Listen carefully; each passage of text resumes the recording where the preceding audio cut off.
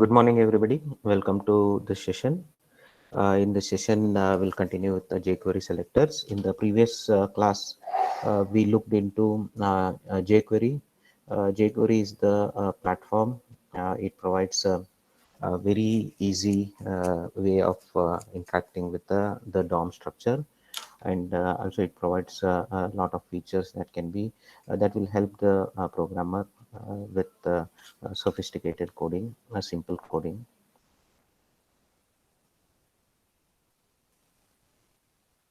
Okay, so jQuery is the basic function or the object that will be used for accessing the DOM, and the shortcut notation of this is a dollar with an empty bracket.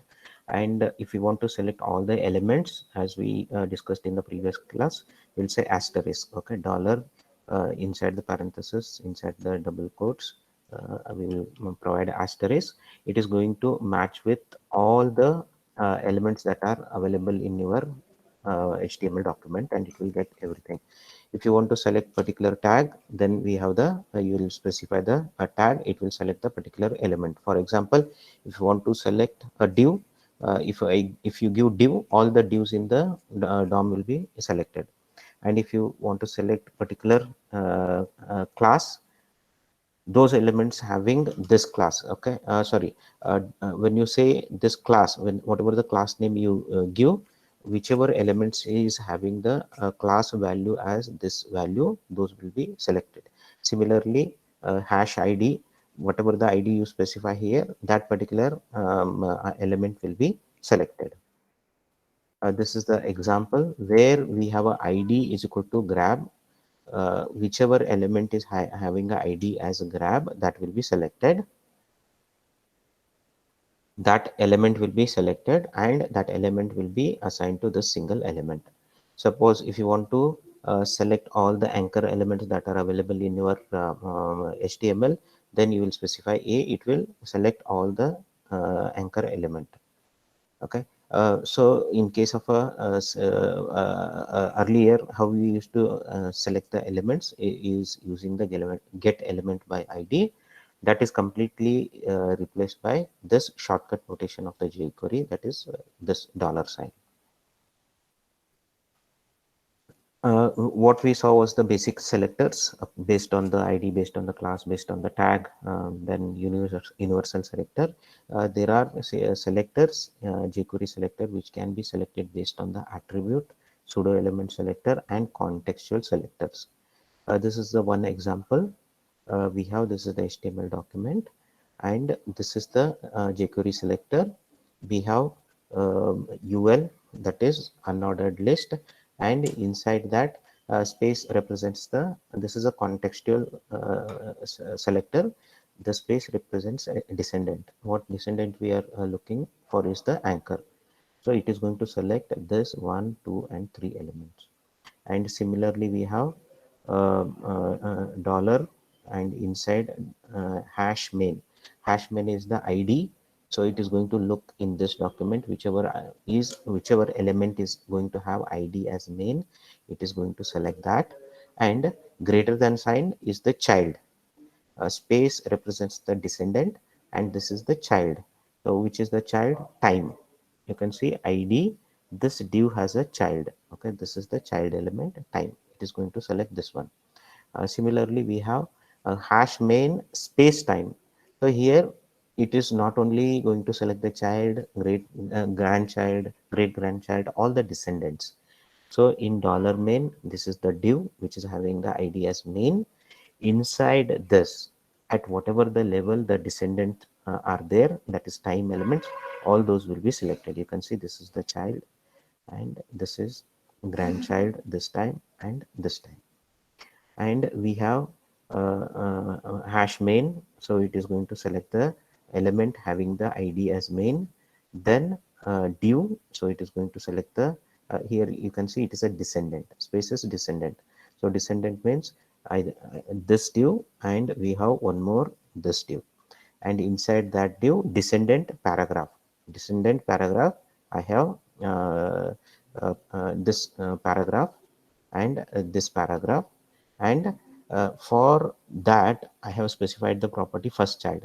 So even though this is a descendant, because I have the first child, only the first paragraph will be selected. The second paragraph element will not be selected. And okay, so the descendant for the UL, one thing I missed is under like UL and the descendant anchor, we have here as well as here. Even these elements will get selected. Attribute selector, recall from CSS that you can select by attribute with the square brackets. By providing the square bracket, we can select the elements by using the attribute. Specify the value with the equal sign. We are going to specify like this: attribute is equal to value, and even we can search for particular value that is beginning with or ending with, or which contains or which has. Those kinds of things can be used. For example, here attribute, this caret sign, it will tell us beginning with, this is ending with, this is containing, like having this particular value. One example, consider a selector to grab all images that starts with a /artist /. So in our HTML document, I'm going to select all the image elements which are having the source attribute which begins with /artist and /. How I'm going to specify is this is same jQuery notation. Inside the parenthesis, in as a string, I will provide img. This is what I'm looking for, and I'm going to search by the attribute. What attribute? src, and beginning with. This sign says beginning with the string. So it is going to fetch all the images in the HTML document beginning with this particular text, and all that is will be assigned to artist images variable. Pseudo element selector. Pseudo element selector are also from CSS and allow you to append to any selector using the colon and one of these values. So either we can have link, visited, focus, whichever. So here, whichever element has been link has been visited, that you can access. Whichever element is having a focus, that can be accessed using a focus. However, whenever we hover over any element, then that element will be picked. Then active, which are the active elements. Then checked. This is for like a radio button and the checkbox. Whichever elements are checked, those will be selected. And similarly, we have first child, first line, and first letter. So first child example we saw in the previous example, where we selected the descendant paragraph and we provided colon first child. So it is going to select only the first child, that is a paragraph, first paragraph it's going to select. Selecting all links that have been visited. This is how we can get the elements. You will specify a colon visited. Means suppose your website has like 10 links and user has clicked on certain links, and based on that you want to based on user action, you want to provide some kind of information. You can fetch that information using this a colon visited. You will come to know which are the elements he has already, which are the links he has already visited. So that list will be stored in visited links. Then contextual selector. This is also from the CSS. In the CSS, we have already seen what is the contextual selectors. There are like descendant means one element is a descendant to its a parent at any level. It could be at the child level, grandchild, or great grandchild, whichever level it is. That is called as a descendant. Child is what? The immediate child. It has to be like the first descendant, that is a child. Then adjacent sibling. We might have some of the element at the same level. Those are called as the siblings. Adjacent sibling will get the next element which is at the same level. general sibling. Suppose if you want to get all the siblings which are at the same level, this tilde will give get that particular elements. To select all paragraph elements inside the div elements, you write like this: div, then space p. Means what? Inside a div, wherever the p is present at whatever the level as a descendant, all those elements will be fetched, and it will be assigned to the para variable. Then we have the content filter. Content filter is the only jQuery selector that allows you to append filters to all the selectors you have used thus far and match a particular pattern. So this content filter can be appended to the whatever the filters we just saw, and it will be helpful to check certain particular pattern. So select the elements that have a particular child. So if you want to check there is particular child is available or no, then you can use has. Means particular child is being used inside another element, then you can append that selector with has. Okay, either it will return true or false. Then if you want to check there are no children available for particular element, then you will append empty. So it will return true or false. That means if there are no children, then it will return true, otherwise it will return false. Then match particular text. For matching particular text, we can use contains. Whether you want to select certain elements, let's say you want to select all the divs, and on top of that you have certain criteria containing some kind of a text. So it is going to select all the divs which contains whatever the text you specify or whatever the pattern you specify.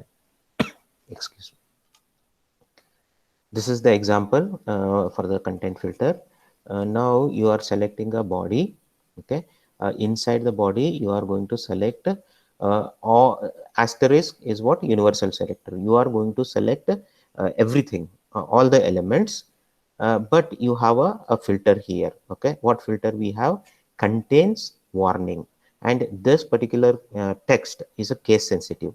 So whatever the case you specify here, the same case will be searched for. Now, if I have a selector like this, then this is the document, HTML document. You can see what all the things will be selected here. Asterisk means what? It is going to select all the elements and contains warning. Now you can see H1 this header, it is containing the warning. So this will be selected, and next this will not be selected because if you see here the even though spelling is the same, the W is in the uppercase. W is uppercase, so this will not be selected. Then here another paragraph element is there, warning. This matches this particular text. This will be selected, and here you can see this anchor has read the warning. This anchor will be selected because this anchor is part of this paragraph. Even this paragraph will be selected. The paragraph as well as this both the elements will get selected. If the case doesn't match, even though you have the same spelling, if the case doesn't match, it is not going to select those elements. These are the different form selectors that we have. Here we have a button to select all the buttons, and this is CSS equivalent. In case of a CSS, this is a jQuery selector, and this is a CSS equivalent, and this gives the description.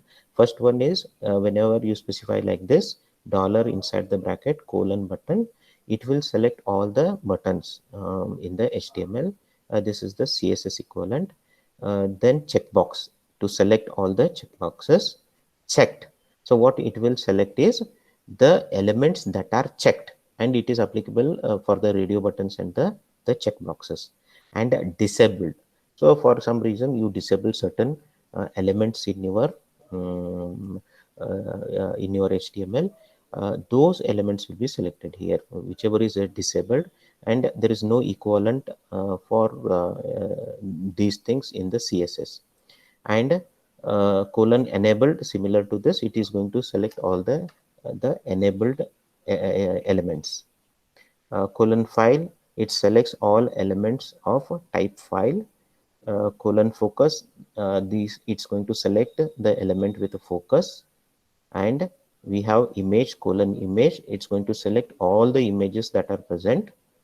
Then input, colon input, it is going to select all the inputs, text area, select, and buttons. So it is going to select all these elements. When you say specify input text area, we saw this in the input when we studies about the input. All these are kind of a input for a form. So all these values will be selected. All these elements will be selected. Colon password, it selects all the password fields. Colon radio, it selects all the radio elements. Colon reset, it is going to select all the reset buttons. Colon selected, so this is different from the checked. Okay, we had seen this is checked.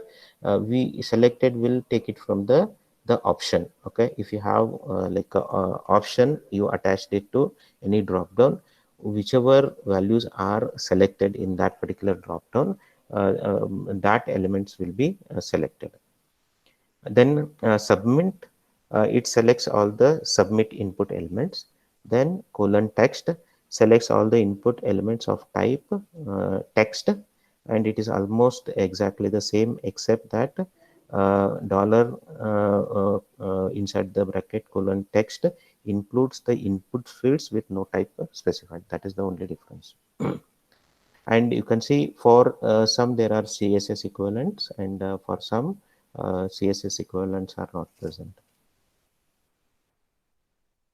jQuery attributes, in order to understand how to fully manipulate the elements, you have to have access to, one must understand an element's attributes and properties.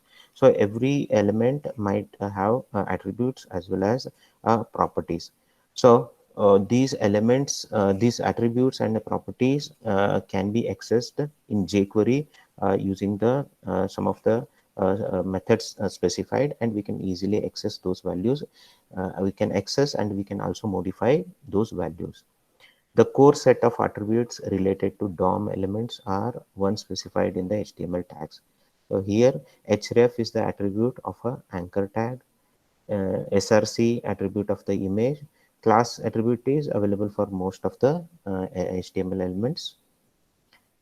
jQuery attributes, okay, in case of a jQuery, the attribute value can be accessed using the attr method. So this method can be used to access, or we can set we can get or set that particular attribute. Here is the example. This example, we are getting the the href property. So first is dollar, inside the parenthesis I have a, means what, it is going to get the element, anchor element. On that element I am calling the dot attr attribute. On this object, on this element object, I am calling the attribute, and I am passing the href. Okay, href is the attribute, so it will get the whatever is the href is mapped to, right? Href is equal to some value, that value will be assigned to the variable link.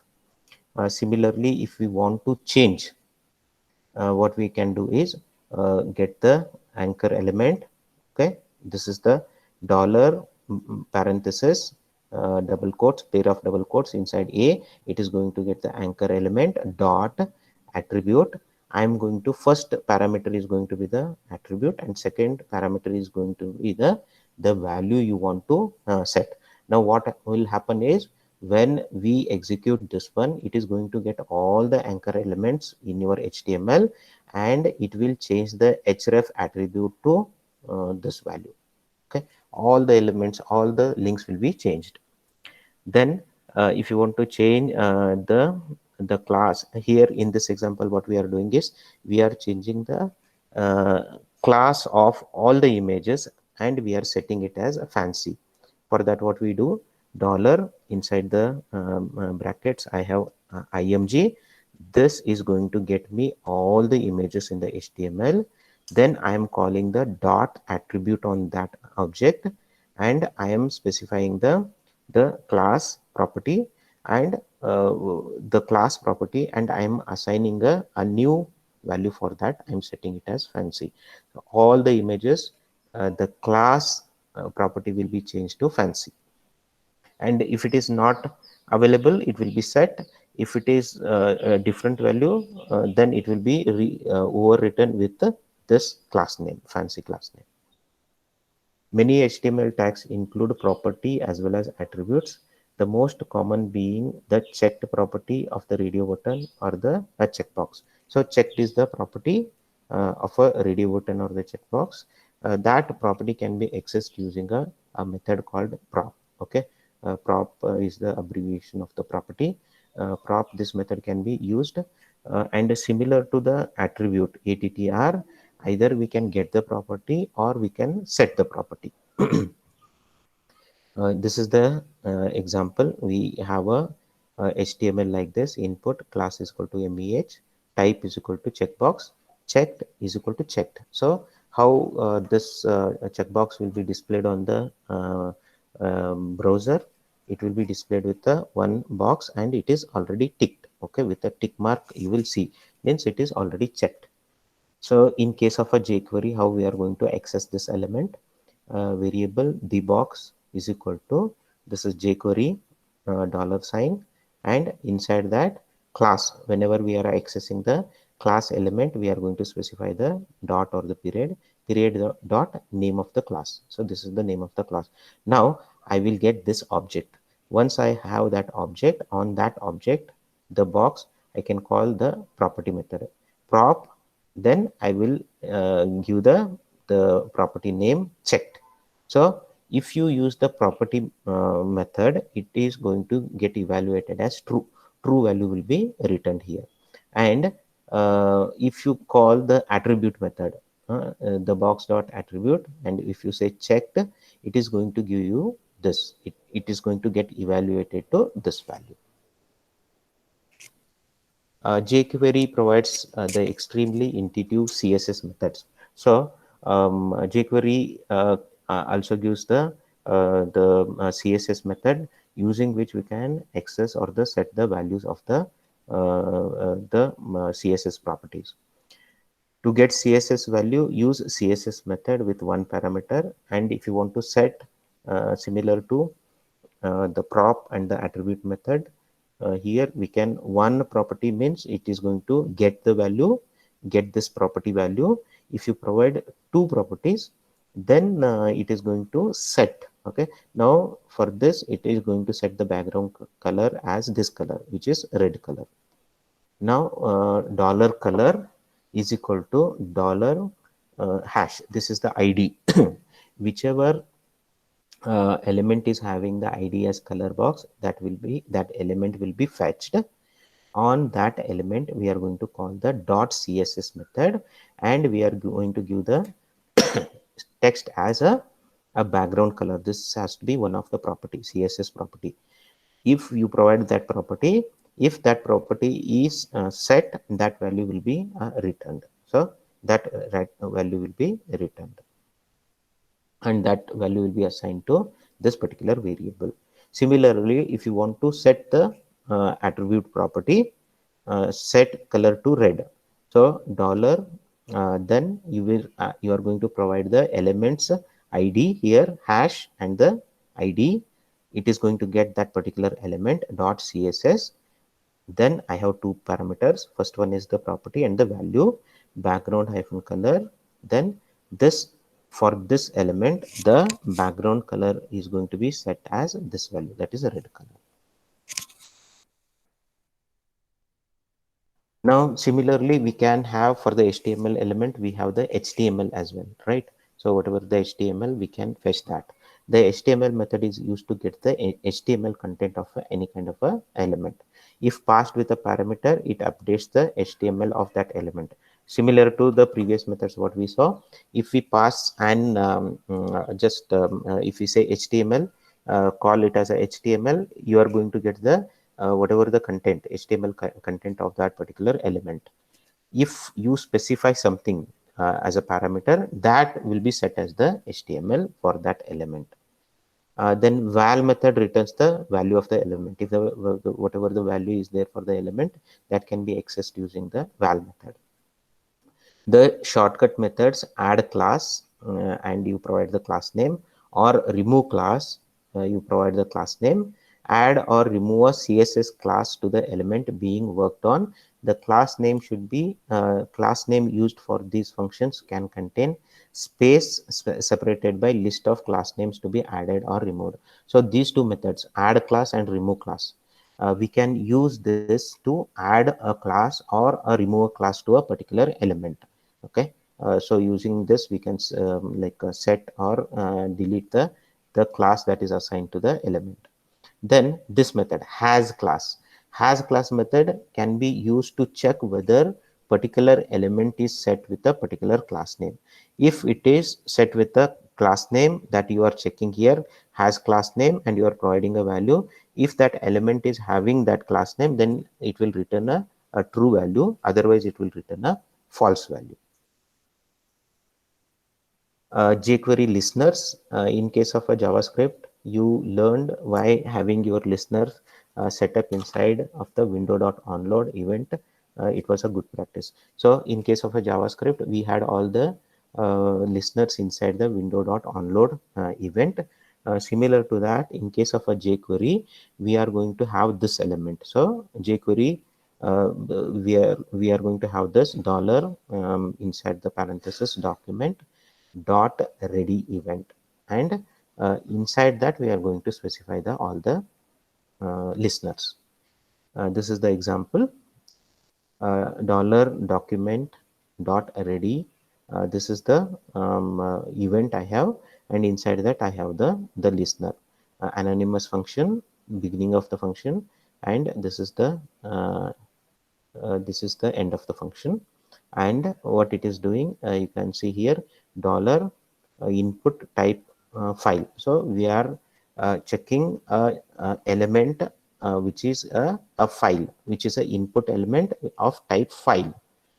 Dot change, if it is changing, means we are putting a listener for the change. If there is any kind of a change for this input file, means user has uploaded certain file, or he removed the file, not removed the file, if a user has uploaded the file, then this change will get triggered. Okay, so that is the listener that we are setting.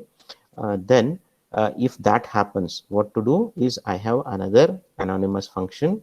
The function here, what I am doing is, I am writing into the log, that is console.log.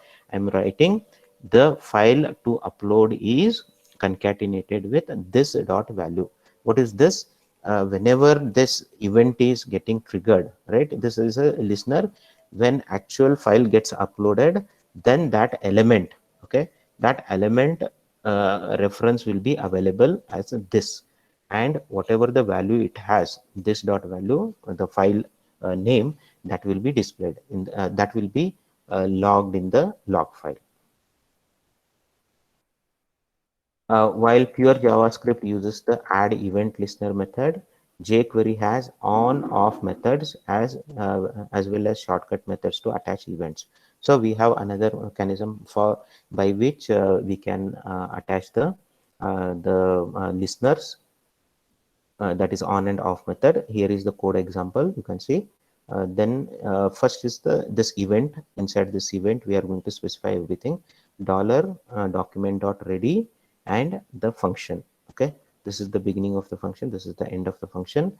And inside, I am looking for a file. So this is not. It is all the file. Okay, it will look for all the files. Then dot on means I am turning on the listener using the on methods. And which event I want to set? I want to set the change event. So whenever there is a change for this file element, then you call this method. This is the handler, this is the event, this is the event, and this is the event handler. What is the event handler? Event handler is nothing but a function, alert file name. You can see here, handler function alert file name, we are doing the same thing. So whatever was done in previously, the same thing as an anonymous function, here we are using the on method. So on method, this is very easy way to put the code, right? You can list all the elements that you want to add the listener, and then you will say dot on, and you will specify what event and what kind of a action you want to take, what kind of a handler you want to have, and you have the handlers implemented as a function. So what it is doing, it is doing the same thing. It is logging the file selected is, and it is adding the value to the log. Modifying the DOM, how to modify the DOM in case of a pure JavaScript. How did we do? This is the one variable JavaScript link document dot create element. So I'm going to create an anchor element. Then I am going to specify the href. Once this element is created, I have that reference to that element dot href. I am specifying what is the value for the href. Then inner HTML, what should be the inner HTML? JS link dot inner HTML, visit us. Then JS link dot title, I am giving the title as JS. So this is the way we can modify the DOM using the JavaScript. What is the jQuery? How do we do it in the jQuery? It is very a shortcut way of doing it. Variable jQuery link. Then this is jQuery. Inside the brackets, I have a string, and inside that string, I have the anchor. So you can see the anchor element href with the value. One thing you have to notice here, since we have used as a double quotes as a string, for href we have used the single quotes. So this is a string. Then title is equal to jQuery. Then this is the beginning of the anchor element. Then content of the anchor element, visit us. Then closing anchor element. This is how we can do. The same using jQuery, using a long form of doing this is like this: variable jQuery verbose link, then jQuery as a string, opening anchor and the closing anchor element. Then we have the element created, this element dot attribute method. So we already studied about the attribute method. I can set the attribute href as the first parameter and the value as the second parameter. Then again I'm going to call the attribute method on the element. First parameter title, second parameter is, this is what the title you want to set, jQuery verbose. And what would be the HTML? You will call the HTML method, and you will specify what should be the HTML, that is visit us, that is the HTML content. Now we have some more method in jQuery, that is append method. Append method can be used to append certain thing to any element in your HTML document. So here we created a element, right? Anchor element we created like this. Okay. If you want to append this in your document, this is the HTML document. Before appending, it looks like this. I have a div. Inside div, class link out, and content is funwebdev.com, close of div. Another div is there, one more div is there. Two divs are having link out as the class name. Now this is the jQuery append. Now first I am going to access this element. How to access that element? jQuery, then dollar link out. Sorry, dot link out means what? It is going to get the element which is having the class name as link out. So which element has the class link out? This div and this div, right? Then dot append. Okay, what it is going to append? JS link. That is what we did in the previous. So it is going to append this JS link. This JS link it is going to append. That is nothing but an anchor element. Now after doing this, you can see here.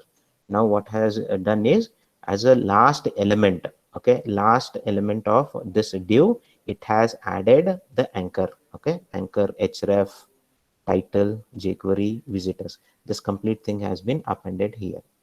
Okay, similarly you can see after for this div as a last child. So this is treated as the first child, as a last child. After pearson.com, we have this particular same anchor element, just JSLink is appended.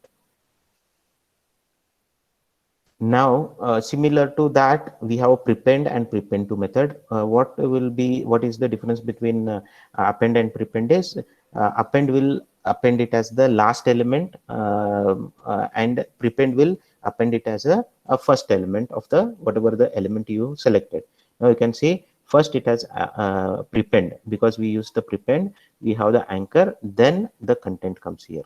Okay, so it will come as the first element of that particular element. Wrapping the existing DOM. Okay, so we have an option to wrap. Wrap means what? Putting around some other element. This is this earlier, before wrapping, I have div class external links, then 1 2 3 divs are there, class gallery, and some content is there. Okay, for that, then third div class is equal to link out and funwebdev.com, that is the content. Now I'm going to wrap.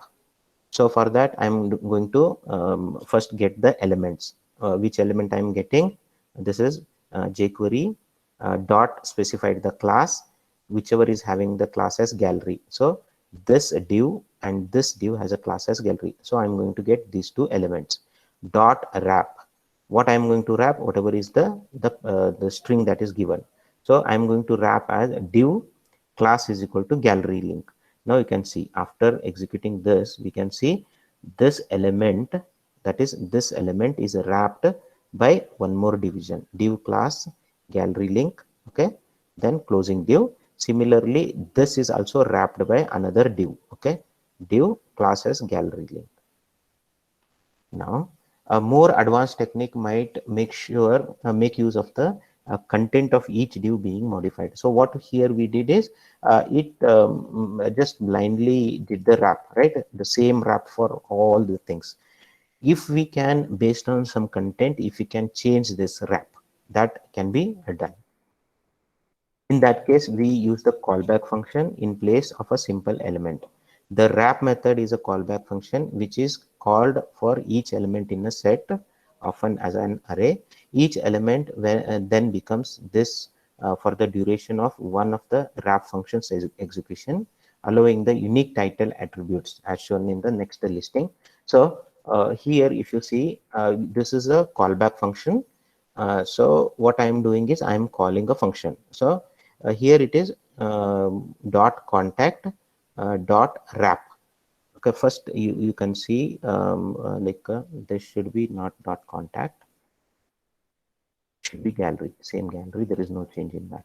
Okay, so just it should be dot gallery dot wrap. Then inside the parenthesis I have a anonymous function, return div class is equal to gallery link. This is the same as before. Now I am changing the title dynamically. I am changing title is equal to visit, then concatenation dollar this dot HTML means I have access to the element and I'm calling the HTML. So what it will do is it will get the HTML and it will append to visit. So let us say when we are working, it is going to go as an array. It is going to go through all the elements selected by this. So dot gallery will fetch this element.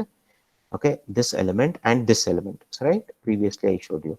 When I say dot gallery, jQuery dot gallery, it is going to select this and it is going to select this. What is the HTML for this? This text. Okay, Uffizi Museum, and second one is National Gallery. This is the HTML elements content. Now what I am doing, first element when it gets a access, it has dot this HTML is the first content. It will append that title.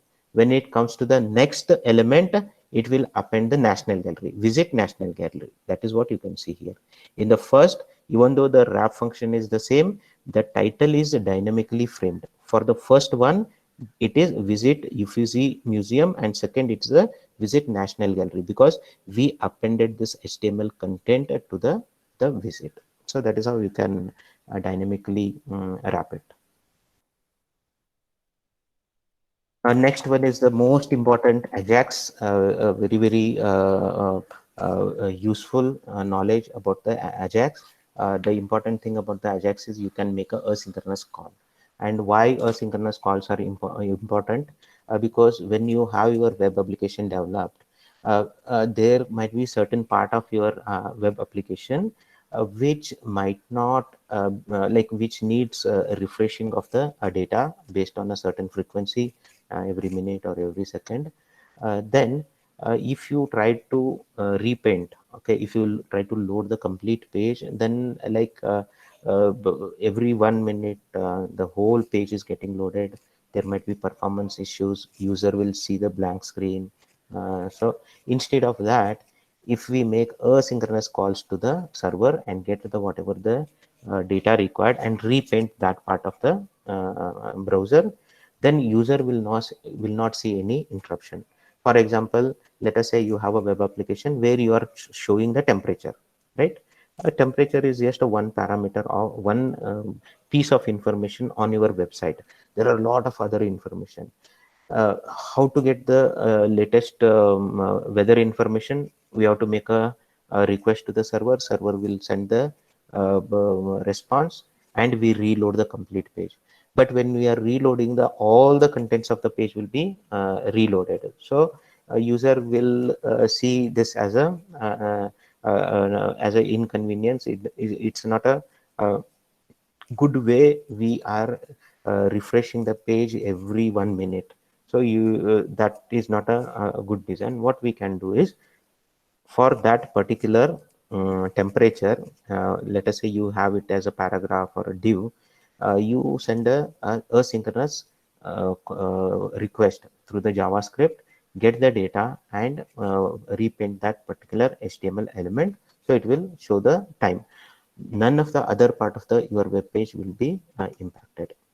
So Ajax asynchronous JavaScript with XML is a term used to describe the paradigm that allows the web browser to send messages back to the server without interrupting the flow of what's being shown in the browser. So that is the main use of the Ajax. So here is the UML of an asynchronous request. This is the client browser interface, and I have JavaScript. First step is like browser parses and builds the DOM, then it renders the HTML page and runs all the JavaScript. So that is how you see the user will see the page, and everything is in a waiting state until an event occurs, like users clicks a button. The browser synchronously handles the event request. So then what happens? When certain event happens, means user will click some button or do some kind of actions, then you trigger the asynchronous call. Java script handles the event asynchronously, requesting a web resource and returns the control to the browser. So what will happen is, the request will go as a asynchronous request, and JavaScript will handle that, and it will return the control immediately, so that rest of the things will be visible, okay, while the request is getting processed. Now you can see the JavaScript sends the request to the web service, and it is waiting for the processing. While this processing is happening, there is no disruption to the other part of the web application. While the server processes the request, the browser is not stuck or waiting in a refresh state. When this web service responds with the data what is requested, JavaScript processes it, and the response is given back to the HTML, and it gives that response to the interface, and interface will repaint it, and that is how, like, we will not have any disruption in the rest of the web application. So whichever request is going, JavaScript will handle it as asynchronously, and it takes the response and gives back the response. Here is the one example. This is the web page that displays server time. So you have all the, this is the page. Here a lot of information is there, and one piece of part is the server time you are displaying.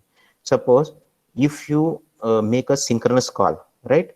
maybe like every second, not every second, maybe every minute. So you are doing a synchronous call. When it happens a synchronous call, the whole page has to be reloaded. So now you can see it is waiting for the complete page. When the complete page is rendered, so you can see the whole page is same, except that we get a different time. That page will be displayed again. So you can see the disruption of all this, even though this it is not required that this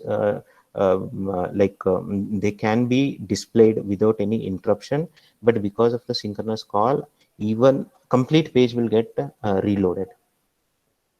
We can solve this problem using the asynchronous call. Now we have this page, and this part of the information is here.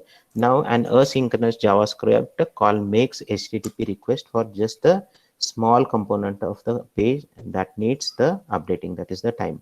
And while waiting for the response, the browser still looks the same. You can see, even though we are waiting for the response, the browser will still looks like the same, and it will be responsive. If there are user is doing any kind of other actions, it will be responsive. It will respond to the user action.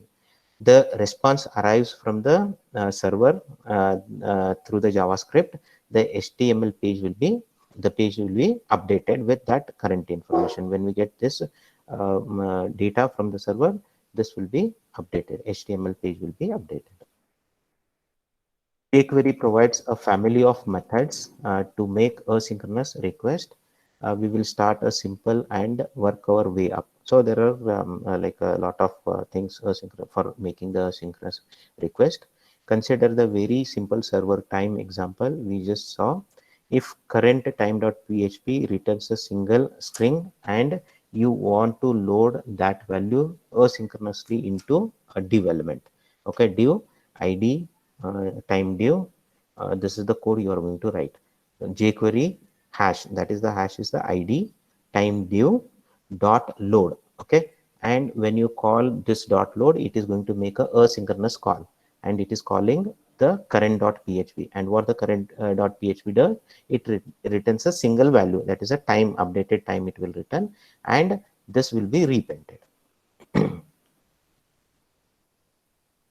This is another example. We have this HTML contains a poll. Okay, so you can see poll ABCD, and vote button is there. This part is, if you see, it is separate from the rest of the part. This can be sent as the asynchronous call. Dollar get. So we are using the get method. Asynchronous vote submits the user's choice. When they click on the vote, we are going to call dollar dot get, and we are going to call this particular resource vote.php and pass the information. Let us say user has selected C and he has clicked. Meanwhile, the browser remains interactive while the request is processed on the server. So once this request goes, you can see this is the application is looking as is. There is no disruption of the service. Once the response arrives and is handled by the JavaScript, which uses the response data to update the interface to show the poll results. Now you can see it has repainted, and it has made it as like how many votes are there for A, B, and C, and D has been displayed.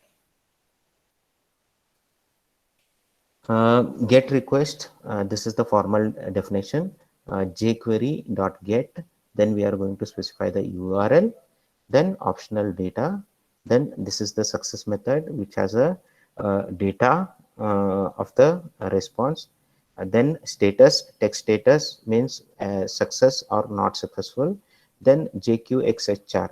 Whenever we make a asynchronous request, what we get is this object. JQXHR is the object, and data type, it specify what kind of a data type you are looking for in the response.